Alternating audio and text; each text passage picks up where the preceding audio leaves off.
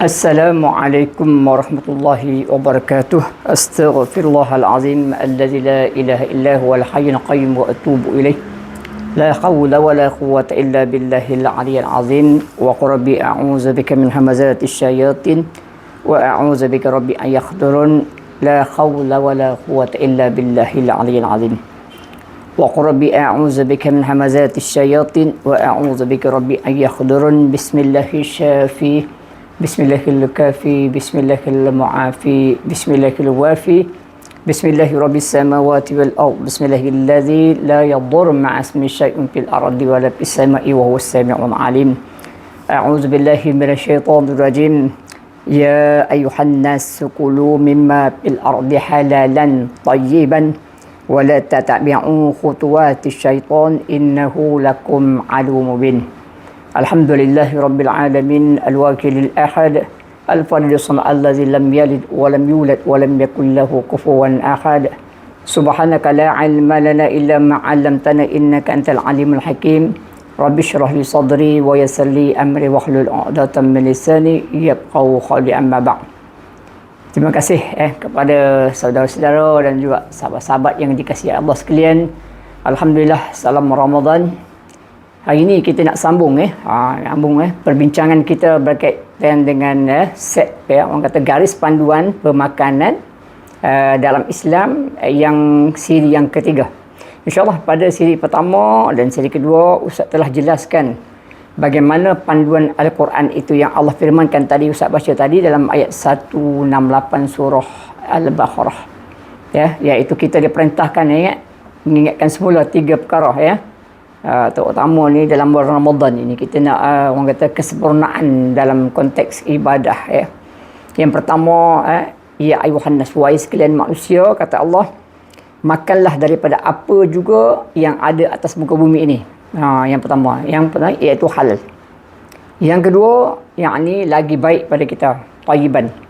Dan yang ketiga, ingatlah dan janganlah kamu wala tatabi'un, janganlah kamu ikut langkah syaitan, kerana sesungguhnya syaitan itu musuh kita, yakni musuh yang terang lagi nyata. Maknanya musuh kita memang yang terang lagi nyata kepada kita, memang tak dinafikan lagi lah pengaruhnya itu sebagai contohnya. Baik. Kemudian di sini yang kedua, Ustaz telah bincangkan dalam satu hadis yang mana yang disebutkan daripada yang diriwayatkan menerusi Al-Nu'man bin Bashir radhiyallahu anhu, di mana menjelaskan bahawa saya, kata Nu'man, saya Al-Nu'man bin Bashir telah pun mendengar Rasulullah sallallahu alaihi wasallam bersabda, innal halalan bayyinun wa innal haraman bayyinun wa bain umur mustabihah la ya'lamu katsirun minan nas. Saya pun dah jelaskan sedikit sesungguhnya Allah sebut Nabi sebut perkara yang halal itu jelas, kemudian perkara yang haram itu juga jelas, namun di tengah-tengahnya itu ada syubhah. Syubhah yakni benda yang sama-sama dan benda ni tak nampak, kita tak tahu dia punya sumber dia. Contohnya dalam pemakanan kita ini, kita tak tahu sumber dia. Sebagai contohnya ayam yang kita beli di bazar-bazar Ramadan, kita beli di pasar-pasar raya itu, kita tak tahu sumbernya itu adakah halal atau tidak. Maksudnya sama-sama. Jadi sebagaimana seorang Islam ini, kata Nabi, iaitu baik kita jauhi daripadanya, kerana benda yang sama ini akan jatuh ataupun akan pergi kepada perkara yang haram, dia tidak pergi kepada perkara yang makruh lagi sebagai itu. Jadi maknanya itu yang Nabi sebut, la ya'lamuna katsirun minan nas, ramai di kalangan kita, kebanyakan kita ini tidak mengetahuinya. Begitu tu itu ya. Jadi sebab itulah Nabi sebut lagi, famanittaqa syubahah, maknanya orang yang mana menjauhkan perkara syubhat ini, maka istabra lidini wa iradihi. Maknanya sesiapa yang menjauhi perkara syubhat ini, sesungguhnya dia lidin, maknanya menyelamatkan agamanya, menyelamatkan agama dan menyelamatkan maruah dirinya sebagai contohnya, maruah agama dan kehormatan, maruah diri dia lah, kehormatan dia sebagai itu. Sebab apa? Okey, balik pada perbincangan kita lah, sambung dari yang lalu, di mana tuan-tuan muslimin muslimat sekalian, hari ini kita berpuasa, tuan-tuan. Berpuasa. Jadi untuk mendapat kesempurnaan itu, sebab itulah Allah firmankan dalam ayat 183 surah Al-Baqarah, dalam surah yang sama juga panggil itu ya. A'udzubillahi minasyaitonirrajim. Ya ayyuhallazina amanu kutiba alaikumus siyamu kama kutiba alal ladzina min qablikum la'allakum tattaqun. Maka dipardukan wahai orang-orang beriman, dirujuk ataupun ditujukan, iaitu perintah, setiap tahun ni ada satu bulan nama dia bulan Ramadan. Setelah lepas bulan Sya'ban itu, maka diperintahkan kita, maka diwajibkan kepada kita. Ni perintah Allah. Bila perintah Allah wajib, macam solat, perintah Allah wajib, berzakat wajib, menggunakan fardu haji bagi yang berkemampuan adalah wajib, rukun. 5 perkara rukun itu sebagai contoh. Jadi kewajipan kita, yakni berpuasa sebagaimana umat-umat orang-orang yang dahulu kala daripada kamu. Siapa dia? Orang beriman lah. Orang dahulu kala yang beriman, zaman Nabi Adam, Nabi Yaqub, Nabi Ismail, Nabi-Nabi sebelum ni, sampailah kepada Nabi kita Muhammad sallallahu alaihi wasallam contohnya, Jadi maknanya kita apa sih di hujung ayat itu, tujuan Allah beri kita ni puasa ni ada la'allakum tattaqun, untuk nak bawa, untuk nak menjadikan orang yang beriman ini menuju ke jalan takwa dan menjadi orang yang bertakwa. Tuan-tuan, nampak tak? Satu hikmah. Sebab itu kalau kita rujuk dalam hadis Nabi SAW, di mana puasa ini, perintah Allah secara terus-menerus dan pahalanya diberi oleh Allah secara directly kepada individu-individu yang berpuasa. Nampak tak? Hikmah dia cukup besar. Jadi di situlah Allah nak memperlihatkan kita, di mana di saat kita nak bertemu dengan Allah. Dia bertemu di mana? Bertemu bila mana kita di saat kematian kita. Kita nak kembali pada Allah. Sebab itu selalu kita ucapkan qalu inna lillahi wa inna ilaihi raji'un. Maka kita bertemu dengan sesungguhnya aku ini ada daripada Allah dan aku kembali padanya. Maka kita akan bertemu. Semua orang akan bertemu dengan Allah Subhanahu wa taala. Bagi kita orang Muslim, bagi kita orang Islam, kita akan melalui detik-detik pertama alam barzah. Maknanya transit kita, tunggu seketika di saat itu. Kemudian bila mana berlakunya kiamat, yaumul qiyamah, maka kita pun akan dibangkitkan oleh Allah Subhanahu taala. Pada tiupan sangkakala yang keduanya, maka kita dihidupkan semula. Maka kembalilah kita menjadi insan ataupun manusia. Apa tujuan dia? Di mana? Di padang mahsyar, untuk menjawab, untuk diadili di padang mahsyar segala amalan, segala kebajikan yang kita laksanakan dan yang kita lakukan atas muka bumi ini selagi mana kita masih ada hayat di kandung badan. Setelah daripada itu, tuan-tuan muslimin muslimat yang dirahmati Allah sekalian, kita akan ditempatkan di alam yang satu lagi, iaitu sama ada syurga ataupun neraka. Dan bagi kita yang mana beriman dan bertakwa, bagi orang yang bertakwa, maka tempatnya adalah di syurga. Subhanallah, indahnya. Contohnya di bulan Ramadan ini, bila kita dapat kesempurnaan dia, maknanya sepanjang bulan Ramadan ni sempurnanya, Ramadan kita ni sempurnanya, puasa kita ini, maka kita dapat ganjaran pahala, yakni syurga. Nama dia Ar-Rayyan. Allahumma salli.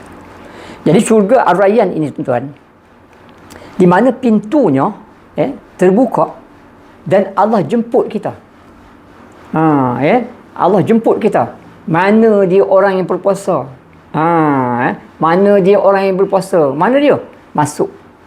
Masuklah pintu ni, melalui pintu ni. Nampak? Syurga Ar-Rayyan nama dia. Malangnya kalau kita lihat, andai kata kita puasa, tetapi puasa kita tidak dapat kesempurnaan oleh kerana kita tak jaga makan dan minum kita, maka kita muflis ataupun pahala dia tak setimpal dengan orang-orang yang beriman dan bertakwa yang berpuasa itu.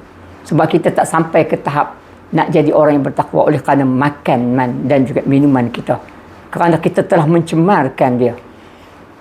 Maka alangkah ruginya bila mana kita beratur nak masuk pintu syurga yang nama Ar-Rayyan tadi, ya, tiba-tiba kita dihalang oleh Allah, kamu tak boleh masuk. Kita pun terpinga-pinga. Why? Kita akan bertanya, why? Kenapa? I'm fasting. Aku berpuasa. Tapi Allah kata, no. Kamu tak boleh masuk dalam pintu ini. Jadi di saat itu kita akan menyesal, barulah kita akan sedar bahawa sesungguhnya sepanjang bulan Ramadan yang kita lalui itu, selama ada 29 ataupun 30 hari contohnya, kita telah pun muflis ataupun kita pahalanya tak ada. Bab kata Nabi SAW, sekadar kita dapat lapar dan juga dahaga.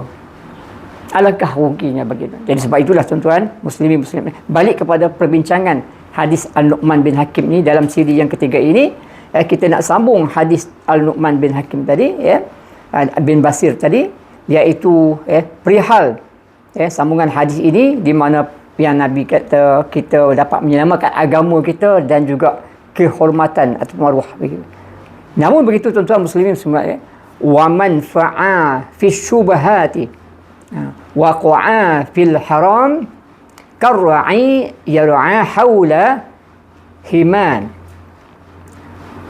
yushiku an yarta'a fihi ala wa inna likulli malikin himan ala wa inna himallah maha rahmuhumullah ala wa inna fil jasadi. Nampak tak? Apa maksudnya?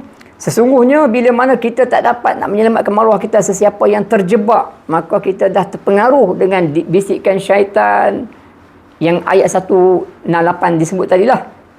Dalam konteks pemakanan kita tadi, kita terpengaruh dengan syaitan. Maka kita terjebak ni. Maka tergolong dalam golongan-golongan tadilah yang tak jaga nafsu dia. Ni banyak. Di mana nafsu apa? Nafsu makan. Kita tak ada lain lah tuan. Bila berpuasa ni, berkira-kira sangatlah. Beria-ria sangatlah. Ini nak masuk bazar Ramadan ni, nak masuk bazar juadah ni, nak beli tu, nak beli ni, nak beli ni. Kalaulah anda kata tuan-tuan masuk saja tuan-tuan, tu dia. Tengok air laici, nak beli air laici. Tengok laici kang, nak beli laici kang. Tengok cendol pun nak makan cendol. Tengok air bandung pun nak makan air bandung. Tengok air tebu, semua nak beli belakang. Penuh jari belah kiri ni duk pegang plastik air. Sementara belah kanan tuan-tuan, kita apa? Tengok nasi ayam, nak beli nasi ayam. Tengok nasi kerabu, nak beli nasi kerabu. Jumpa pula yung tafu, nak beli yung tafu. Berbagai-bagai. Tengok ikan bakar pun nak beli. Beli, penuh. 2 jari bawa tuan-tuan. Tak lari. Daripada paling kurang pun Ustaz kata, Ustaz garanti, jamin RM50 tak cukup. Tuan-tuan. Jadi sebab itulah Nabi SAW sebut, sesiapa yang terjebak perkara syubhat ini. Sebab apa? Tadilah, bila kita makan, bila kita beli barang-barang yang berada di bazar-bazar Ramadan, kalau kita tak jaga, begitunya, pertama, apa benda yang perlu kita jaga? Contohnya daripada hujung pintu masuk bazar Ramadan sampai ke hujung sana, kalau kita berjalan, pertama, kita buat maksiat. Maksiat apa? Pertama, maksiat kaki kita. Kerana kita melangkah pergi ke bazar Ramadan, melangkah pergi ke tempat-tempat pembelian, di tempat-tempat yang banyaknya maksiat. Kaki kita buat maksiat. Telah pun buat maksiat. Kata Al-Imam Ghazali, ada 7 anggota kita, anggota manusia yang berbuat maksiat selalu. Kaki. Setelah mana kita berjalan itu, maka sudah pun kita terjebak sudah. Itu yang Nabi sebut tadi, mana syubhat, kita terjebak dengan perkara tersebut, terjebak ke perkara maksiat tersebut. Kemudian kita berjalan, kemudian mata kita pula, kita tak lari daripada melihat aurat-aurat wanita-wanita, perempuan-perempuan yang berada di persekitaran, sama ada yang berniaga ataupun yang sama-sama untuk membeli juadah untuk berbuka puasa ni.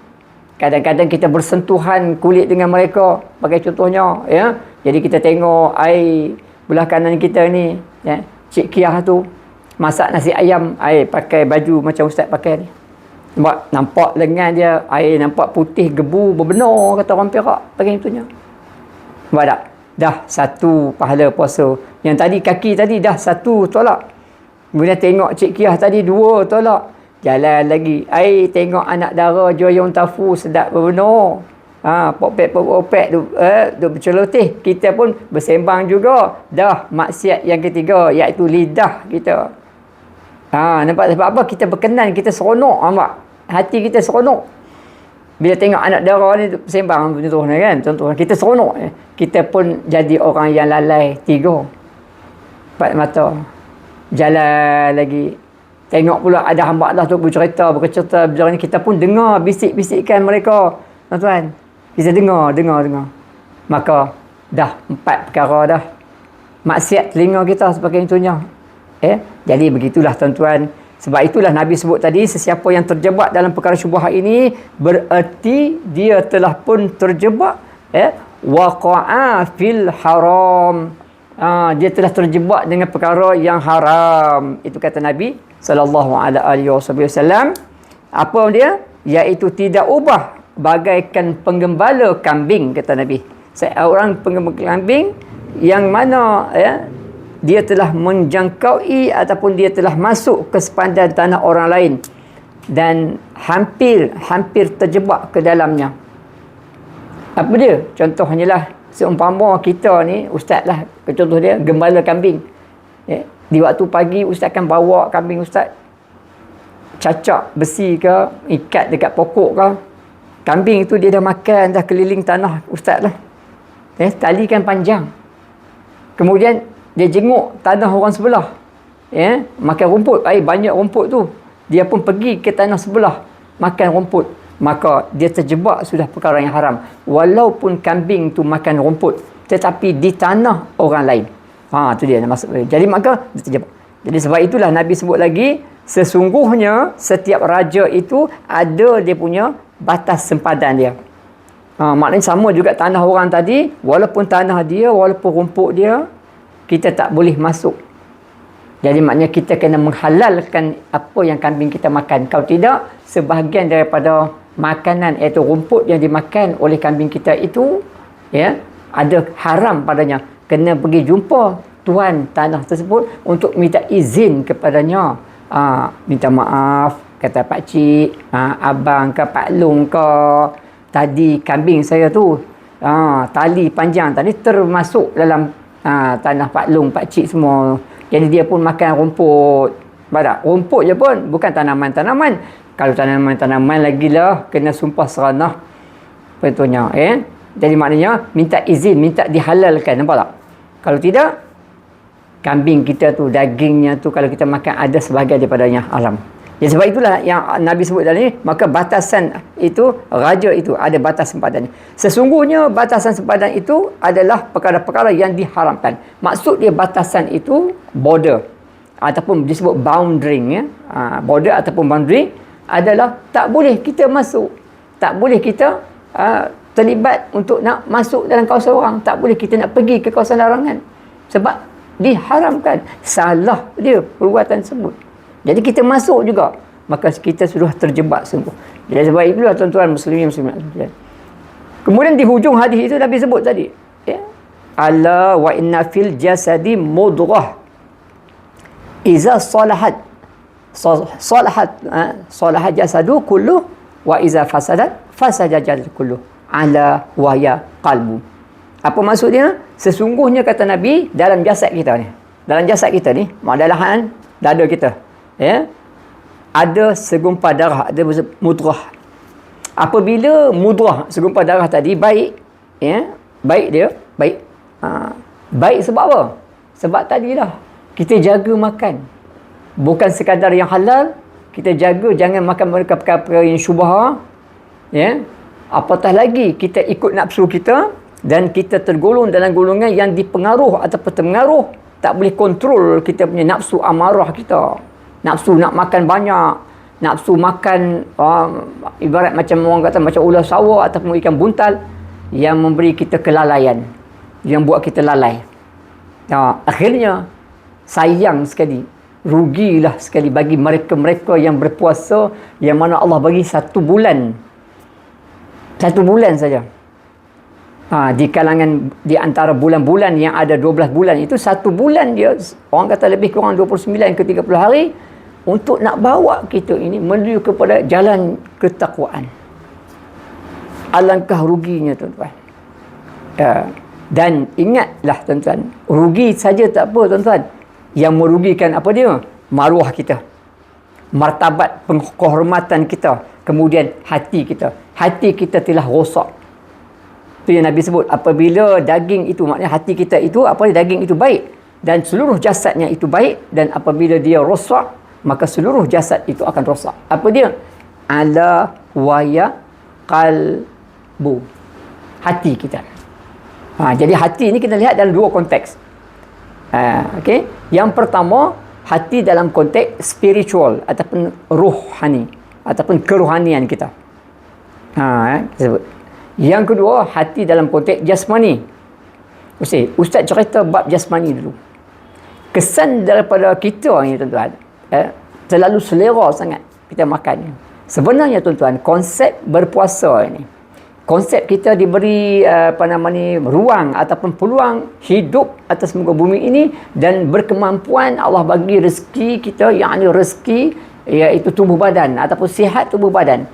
Kita dapat berpuasa dan tidak seperti mereka-mereka yang sakit, uzur, dia berada di hospital, berlaku kemudaratan macam-macam, orang tua tak boleh nak puasa tentunya. Tapi kita ni diberi rahmat oleh Allah.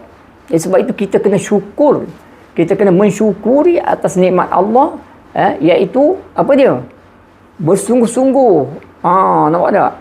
Maknanya berusaha bersungguh-sungguh bagi dapat kesempurnaan. Ambil peluang ini, rebut peluang ini tuan-tuan, yang datang sekali dalam setahun. Belum pasti lagi kita, hari ni hari yang pertama, yakni hari Selasa, iaitu hari ini kita berpuasa hari pertama 12 hari bulan Ramadan, iaitu hari pertama Ramadan kita di Malaysia. Nampak tak? Alhamdulillah. Tadi Alhamdulillah selesai kita subuh lah. Tadi kita bangun, orang kata sahur. Kemudian kita pun sampai ke zuhur. Alhamdulillah. Kita telah pun menunaikan fardu zuhur dah tadi. Alhamdulillah. Sekarang jam pukul 3 petang. Kita ada kelapangan masa. Itunya. Maka ada orang lapang cari Al-Quran. Sebab akhlak Nabi, kata Aisyah, Sayyidah Aisyah radhiyallahu anha menyebut, bila mana ditanya oleh seorang sahabat, bertanya, apa akhlak Rasulullah? Nah, kata Aisyah radhiyallahu anha, akhlak Rasulullah adalah Al-Quran. Itu dia. Jadi Al-Quran. Jadi mana Al-Quran itu perlu ditadaburkan, iaitu perlu diimarahkan. Kita baca lah, mula. Hari ini mula. Ataupun semalam kita dah mula dah. A'udzu billahi minasyaitonir rajim. Alif Lam Mim. Zalikal kitabu la raiba fihi. Hudan lil muttaqin. الذين يؤمنون بالغيب ويقيمون الصلاة ومما رزقناهم ينفقون والذين يؤمنون بما أنزل إليك وما أنزل من قبلك وبالآخرة هم يوقنون أولئك على هدى من ربهم وأولئك هم المفلحون. صدق الله العظيم. Okey. Walaupun sedikit tak apa, kita pun siap-siap pergi bekerja. Okey, ada ruang kita sambung lagi. Kemudian kita balik rumah dalam kereta, sambil tu kalau ada kesempatan dalam kereta kita dengar, sebab tak boleh nak baca Quran. Kalau kita hafal kita boleh baca. Kita dengar Al-Quran, buka. Bukan dengar radio. Kita buka Al-Quran, dengar. Ayat daripada surah Al-Baqarah habis. Sampai rumah ada ruang, sambung sikit lagi. Contohnya. Okey, kemudian bangun tengah malam, sambung sikit lagi. Lepas pada tarawih, lepas pada kita solat witir, sambung sikit lagi. Jadi macam tu tuan-tuan, muslimin muslimat sekalian. Jadi dia memberi kesan kepada kita tuan-tuan. Bagi gitunya. Ini dia cara kita. Jadi maknanya kita kena jaga, kena pelihara, iaitu kesempurnaan kita ni. Bukan kita duk kira nak makan apa, nak beli ini, nak masak apa, nak beli masak itu. Hari-hari dia ada set menu-menu dia. Oh, hari ni aku nak makan ni, esok nak makan tu. Hari ni nak order ni, esok nak order tu. Allahu Akbar, tuan-tuan. Maka dia telah mendorong dia ikut nafsu. Tadilah Ustaz sebut dah. Okey, balik pada tadi. Rosaknya hati kerana kerohanian kita. Apa di kerohanian dia maksud dia? Yang pertama, dia ada 4. Kerohanian manusia itu ada 4 perkara. Yang pertama dipanggil roh kita. Yang pertama roh.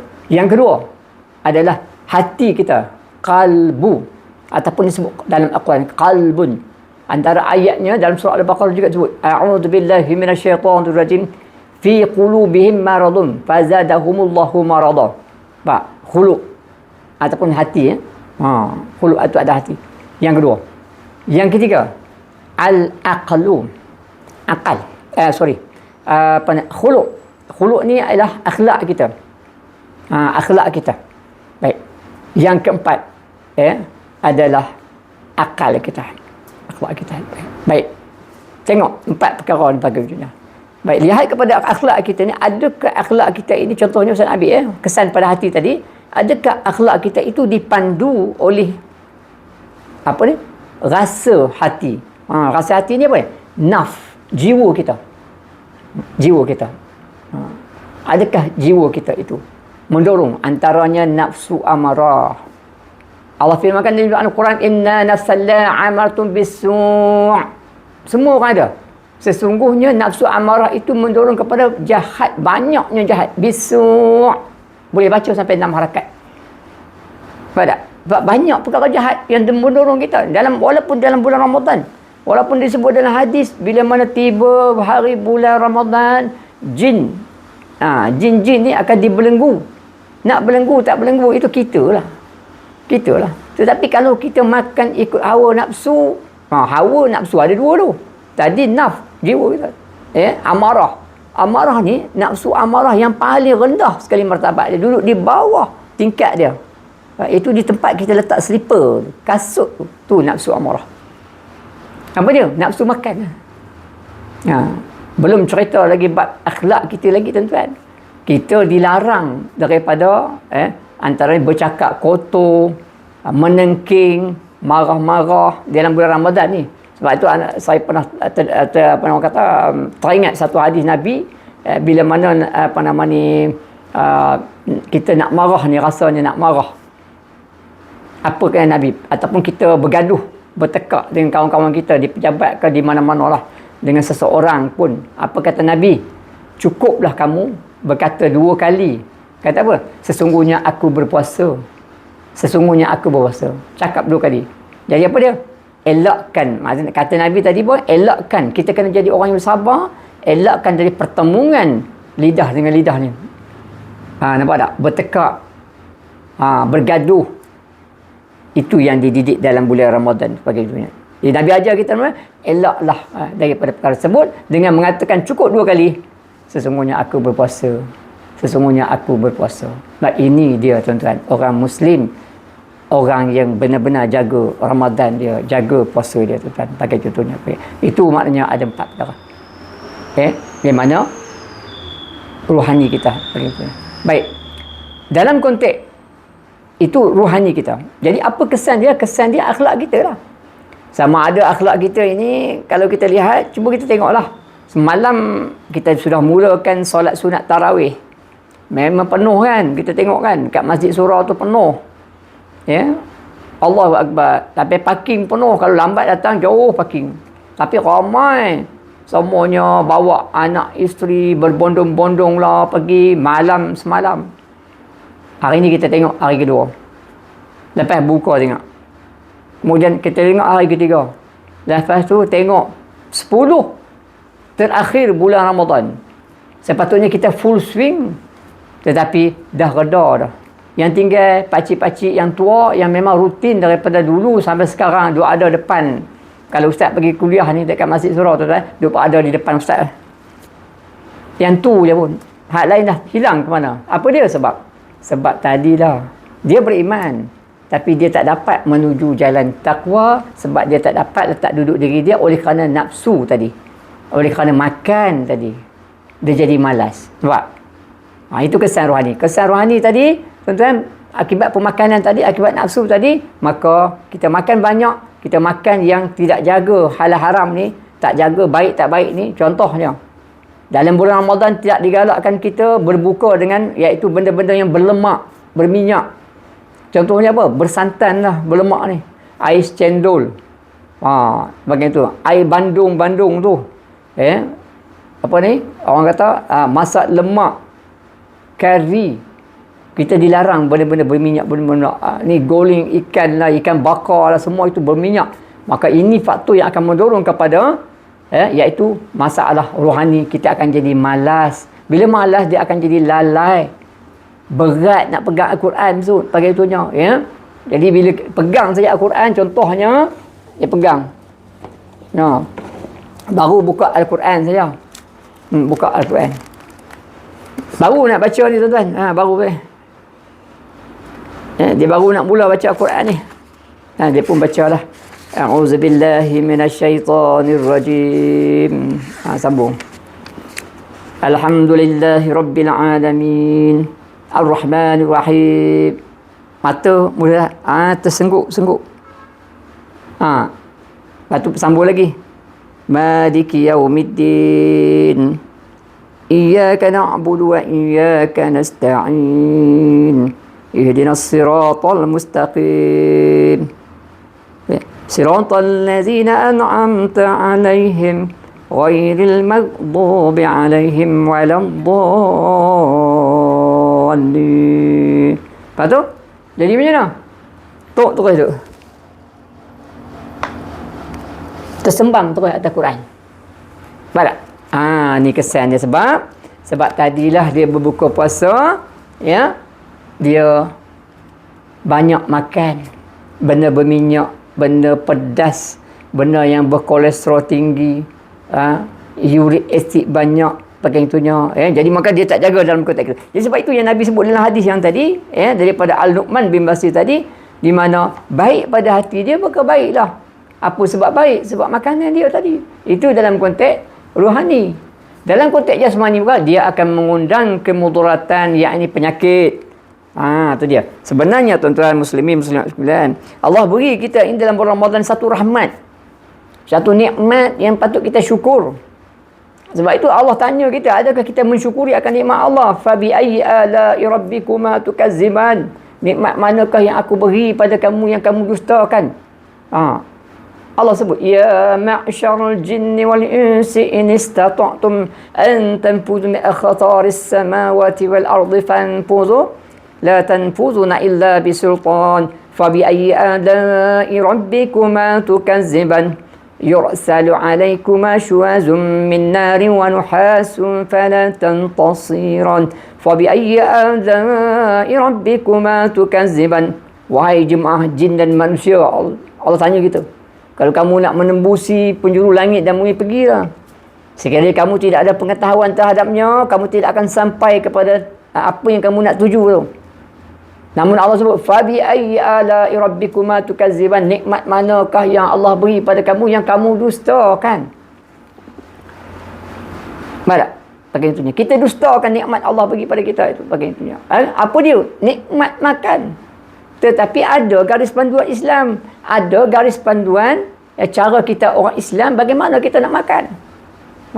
Apa yang Nabi ajar kita, iaitu panduan kita. Apa yang disebut dalam Al-Quran. Contohnya, Nabi ajar apa dia? Okey, makan bila perlu. Bila perlu.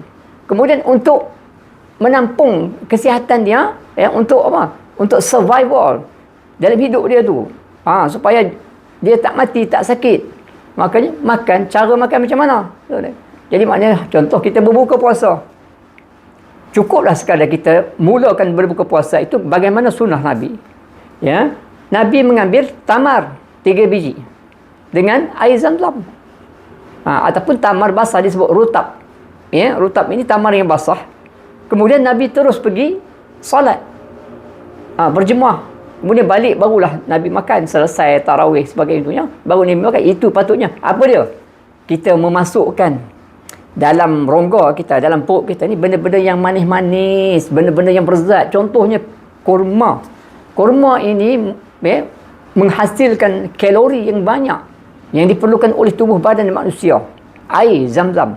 Kalau tak ada air Zam-Zam, air kosong lah. Bukan air manis-manis, bukan teh tarik, bukan air cikang, bukan air bandung, bukan air cendol, bukan air merah, bukan air macam-macam lagi air dan sebagainya. Jadi kita telah merosakkan, iaitu nikmat yang Allah bagi apa dia? Kesihatan yang baik daripada awal sebelum Ramadan sampai Ramadan kita memudaratkan perut kita. Sepatutnya bulan Ramadan ini tuan-tuan, di siang hari kita berlapar dahaga, di malam hari kita ada kekuatan untuk ibadah. Kekuatan ibadah kita. Ni dia. Patutnya. Tenaga kita kuat dan kita jadi orang yang sihat. Sebab apa? Di waktu siang hari, Allah akan check and balance kita punya apa? Struktur tubuh badan manusia tu. Especially blood. Quality. Blood quality. Maknanya content of quality tu. Kandungan. Iaitu darah kita itu. Nampak tak? Di siang hari. Sebab apa? Kita diberi untuk merehatkan organ-organ kita tu. Perut kita. Dia tidak bekerja. Ya, tetapi masa itulah kita, Allah nak check tu. Nak menyihatkan kita lah maksud dia. Bila Allah check tu, diagnose tu, Allah nak menyihatkan kita. Ini rahmat Allah begini. Tapi malangnya, kita telah mencemarkan diri kita. Tu yang Allah sebut tu. Nikmat manakah yang aku bagi pada kamu ni, beri pada kamu, kamu dustakan. Nikmat Ramadan contohnya. Nikmat berpuasa contohnya. Nikmat sihat. Tapi kita cemarkan oleh kerana makanan kita. Semasa berbuka, semasa sahur, semasa more. Kita cemarkan dia. Ya. Jadi mana mungkin kalau orang itu tiba-tiba jatuh sakit. Dia tak dapat meneruskan Ramadan dia sampai ke penghujung dia duduk di hospital. Ustaz ni kadang-kadang berkhidmat di hospital. Hospital Sungai Buloh. Tadi saya berkhidmat di JAKIM. Ya, dekat Masjid Tunku Mizan. Hari Khamis saya akan berkhidmat di hospital Sungai Buloh. Jumpa macam-macam orang, tuan-tuan. Punca dia makanan kita. Jadi maknanya kita tak ikut apa yang Nabi ajar, tak ikut apa yang diajar dalam Al-Quran, maka kita ingkar. Kita baca Quran, kita ingkar. Jadi maka kita tidak beriman dengan Al-Quran. Sebab tu Islam ni datang apa dia? Dia kena ada amal. Beriman, bukan saja beriman, iaitu dengan Al-Quran ni, kalamullah ini, maka kita kena amal. Apa yang disebut dalam Al-Quran, apa yang disebut dalam kitab ni, Al-Quran ni. Contoh tadi, ayat 168 tadi. Allah kata tadi, mula-mula halal jaga. Kemudian lagi baik. Kemudian jangan ikut syaitan. Jadi banyak kita mendorong diri kita ni kepada syaitan. Apa dia? Kita bersifat. React has a syaitan. Sebab tu dia sebutkan dalam Al-Quran ada sebutkan. Allazi waswisu fi sudurin nas minal jinnati wan nas. Nampak tak? Iaitu syaitan di kalangan jin dan syaitan di kalangan manusia. Yakni manusia yang bersifat sebagaimana syaitan. Tamak, tak sabar. Sebagai contohnya, asyik nak baran je. Sebagai contohnya, tu dia makan. Orang kata makan ikut nafsu. Sedangkan Nabi ajar kita makan ikut keperluan, jangan sampai kenyang.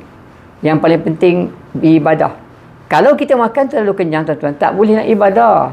Rasa mengantuk, rasa lalai, semuanya ada tu. Allahu Akbar, tuan-tuan. Alangkah ruginya kita sebagai contohnya. Jadi tuan-tuan muslimin, muslimat sekalian, itulah ada dua perkara tadi.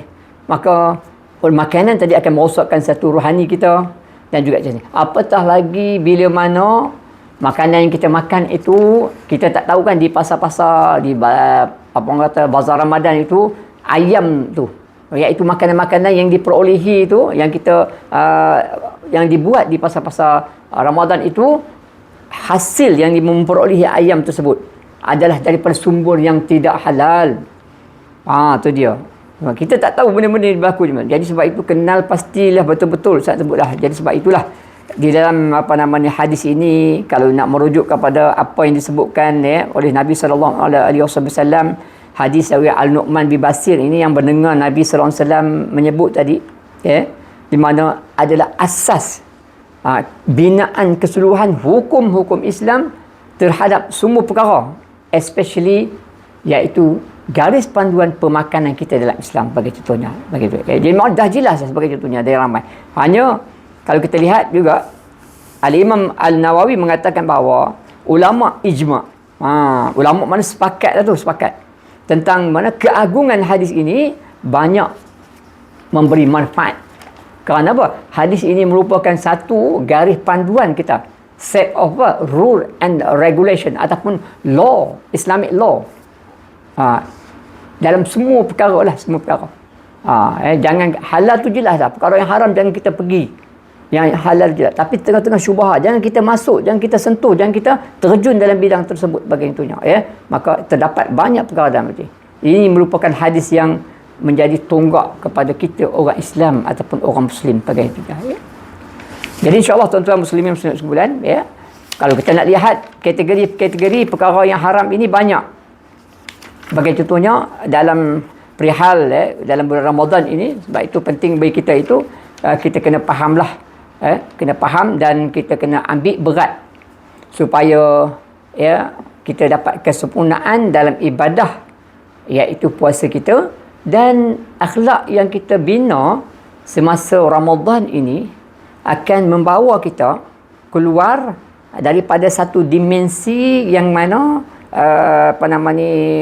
yang tidak baik kepada yang baik, daripada tak sempurna menjadi sempurna, daripada kita baik menjadi lebih baik. Itu maknanya ya ayyuhallazina amanu tu kutiba alaikumus-siyamu kama kutiba 'alal ladzina min qablikum la'allakum tattaqun. Kita jadi orang beriman, akhirnya lebih je puasa orang yang bertakwa. Itu yang kita dapat mengecapi syurga nama Ar-Rayyan tu. Yang itunya. Itu penting bagi kita. Ini satu nikmat yang Allah beri pada kita. Ini seorang orang Islam ni tak sama dengan orang yang lain ataupun agama-agama yang lain. Beza kita ni. Dan bezanya kita iaitu puasa ni. Satu ibadah, tuntutan dalam Islam, ibadah ini yang mana Allah sendiri akan bagi pahala. Allah sendiri akan tengok. Allah sendiri akan cek. Okey, orang ni macam ni, orang ni macam ni. Dari segi makan, dari segi perwatakan, semua perkara.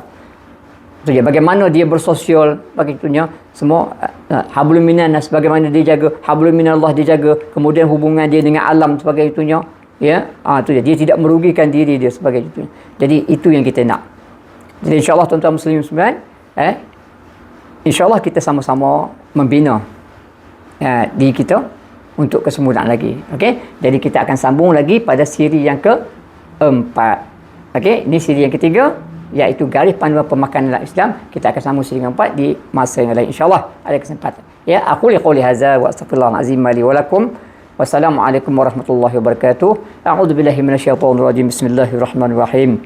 Alhamdulillahi rabbil alamin wassalatu wassalamu ala asyrafil anbiya'i wal mursalin wa ala alihi wa sahbihi ajma'in. Allahumma inna nas'aluka ridhaka wal jannah wa na'udzu bika min sakhatika wan nar. Allahumma innaka 'afuwun karimun tuhibbul 'afwa fa'fu 'anna wa 'an walidina wa 'an jami'il muslimin wal muslimat wal mu'minin bi rahmatika ya arhamar rahimin. Rabbana atina fid dunya hasanah wa fil akhirati hasanah wa qina azaban nar walhamdulillahi rabbil alamin. Taqabbalallahu minna wa minkum. Taqabbal karim insyaallah.